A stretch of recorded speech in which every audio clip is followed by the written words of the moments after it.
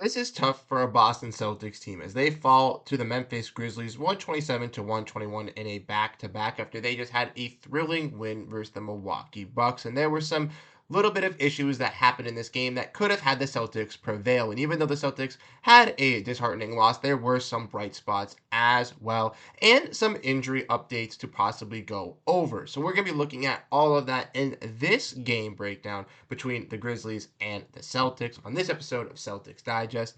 I'm Bruce Velez. Without further ado, let's dive into the video at hand. Make sure to grab a snack. And like I said in the introduction, and we're going to be breaking down, this was a tough game, and unfortunately, something that had to happen as the Celtics did fall short versus the Grizzlies in this back-to-back with no Al Horford.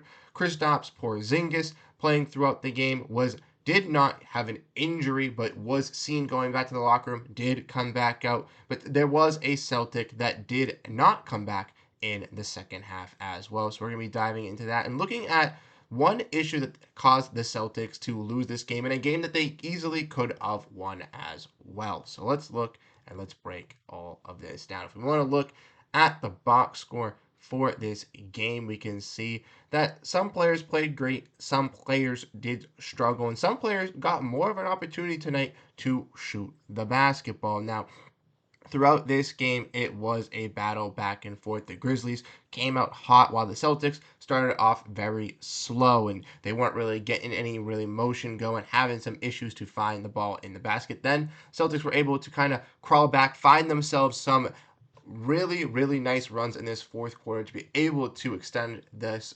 opportunity to win. Peyton Pritchard did hit a big three to take the lead, but the Grizzlies were not giving up, and they were the better team tonight as they were playing better on both sides of the ball. And the Celtics, unfortunately, failed to do that. Jayson Tatum did play better in the second half, was able to showcase that he could drive to the rack and get some and ones for the Celtics, was dominant on the glass, was playing and doing his playmaking, but did struggle from shooting from the three-point range tonight. Jaylen Brown wasn't a very effective scorer once again for the Celtics in back-to-back nights and truly has been dominating for this Celtics team. Derrick White did struggle to, really get anything going tonight from three-point range, but he was, still a little bit effective. And Holiday, as we all know, was gifted a lot of opportunities to shoot. And even though the shooting percentages doesn't look for Jrue Holiday from three-point range, we're still going to trust Jrue Holiday and let him get those opportunities because he can hit those opportunities when needed. But I think the big thing to discuss and kind of one of the players that did bounce back from last night's performance was Peyton Pritchard. He was absolutely electrifying off the bench for the Boston Celtics tonight after a little bit of a disappointing performance versus Milwaukee as he scored 0. Neemias Queta had some stints where he didn't look the greatest, but did have some improvements as well throughout this game. So Nemi with a half and half game, and then obviously as you can look at the time, Sam Hauser was the player that did not come back. As we want to go over the reports, Jay King, like I said, mentioned that Kristaps Porziņģis left for the locker room with a trainer following him. Looked like he was hobbling a bit, but Kristaps came back for the second half. And Bobby Kravitsky let us know that while Kristaps Porziņģis was back on the floor, Sam Hauser, who's listed as doubtful to return to a right adductor tightness, did not come back to the Celtics start for the Celtics second half, and he did not come back into the contest. But as we see from Jay King here, Joe Mazzulla did say Sam Hauser said that he will be okay. So that is all good news. And then the Celtics,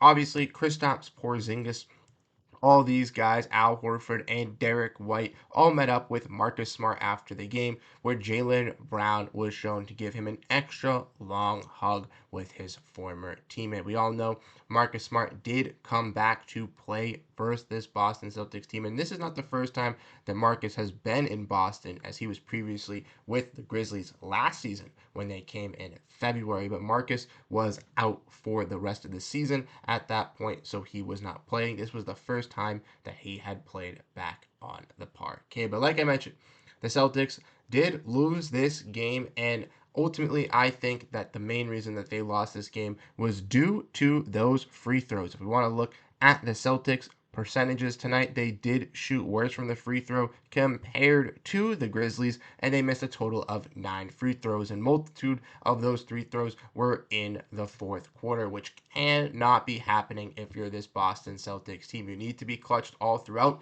the season, all throughout all 4 quarters. And we've seen the Celtics have these struggles before, even last season. But ultimately, I think that it's not something to totally overreact and to totally freak out about, as we're going to get into the next part here, which is to say, even though the Celtics did lose tonight, it is not the end of the world. As we know, the Celtics are a top team in the Eastern Conference, and they just got a big win versus the Milwaukee Bucks last night. They had no Al Horford tonight. Sam Hauser didn't come back in the second half, so the Celtics were shorthanded going up against this top-tier Grizzlies team in the Western Conference. Let's not also forget to mention Jaren Jackson Jr. was an absolute beast for the Memphis Grizzlies tonight, controlling that paint and just hitting ridiculous shots in the clutch as well. So ultimately, this Grizzlies team is a top tier team. This Celtics is a top tier team. It was just one of those bad shooting nights from 3-point range, what the Celtics have been seeing over the last couple of games. But as we all know, with this Celtics squad,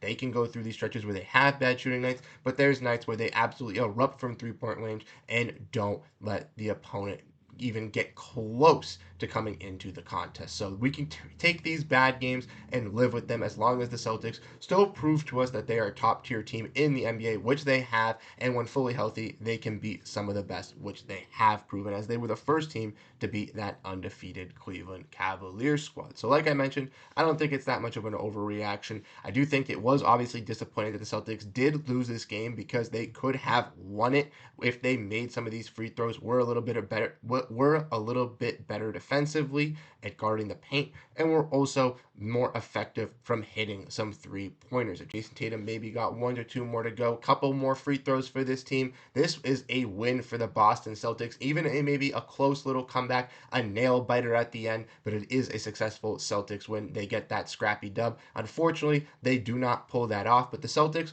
will look to bounce back, and I have full confidence they will. Let's not forget the Celtics also are coming off a tough week where they had multiple games, a 5-game week scheduled this week. So very difficult schedule for the Celtics, dealing with Sam Hauser not coming back, having Al Horford out on rest because they're on the back-to-back. The Celtics had some limitations, and even though they had those limitations, they were still close enough. So don't worry, don't overreact, but I do want to break this down and kind of get your guys' thoughts. So let me know what you guys think down below in the comment section, what you ultimately think about this game that we watched tonight, and ultimately how you feel about this Celtics team. You guys are absolutely fantastic. I really do appreciate all the love and support you guys have been given over on the channel. It has been super, super appreciative for Godfrey and I, and we truly do appreciate it. Like I said, the weekly streams are back, so Tuesday we will be live once again at 6 o'clock to break down the Boston Celtics, going over some news this week. So if you want to come tune into that, come tune into that. And if you're not part of the 69% of viewers who are already subscribed and want to help us get to our goal of 6,000 subscribers, make sure to hit that subscribe button. Without further ado, I'll catch you guys in the next video. Have a great rest of your night, and go Boston Celtics. Peace out.